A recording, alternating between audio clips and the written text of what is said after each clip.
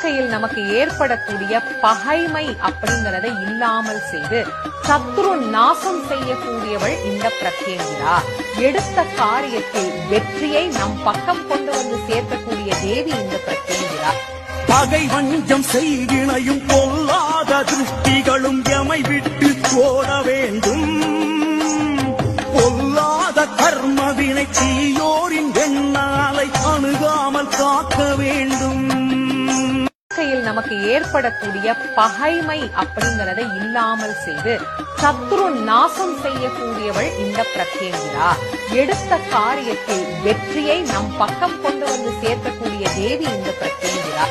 பகை வஞ்சம் செய்கினையும் பொல்லாத திருஷ்டிகளும் எமை விட்டு ஓட வேண்டும். பொல்லாத கர்மவினை தீயோரின் எண்ணாலை அணுகாமல் காக்க வேண்டும்.